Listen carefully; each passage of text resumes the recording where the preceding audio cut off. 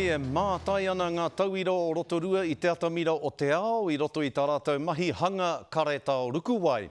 Kei te haere ngā tauira o te kura o Pukeroa o Ruawhata ki te whakataetai o te ao ka tū ki Amerika, hei kanohi mō tātou o Aotearoa.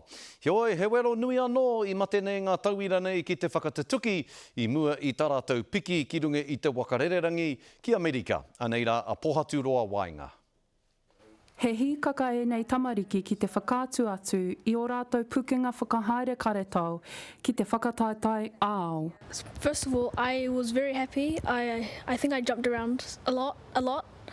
And, well, with all the hard work we put in, I think we really deserve to go. E kaupapa ko whakarite tātou mō tēnei momo haerenga ko te karetao hiko o Rukuwai. He momo whakataetai o tō tātou karetao, kua hanga tātou e toru tau ki muri pia i tīmata mātou i tēnei momo haerenga.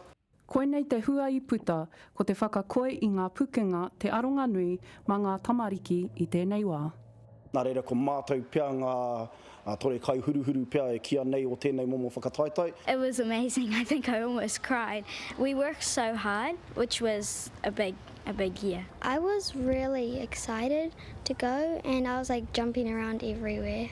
Mei kore ake a Leila Ras ka mānua i tēnei waka, e mōhio ana ki te nui o ngā mahi kei tua. Try and make sure everyone's on track with deadlines, you know, getting our passports done, just all the little things that need to be done to actually get us there. Heoi, tērā ngā mānukanuka.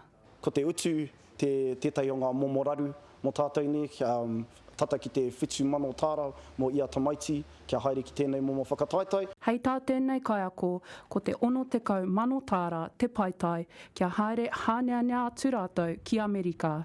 I tēnei wā, ko tahi mano e iwarau tāra noiho kei a rātou.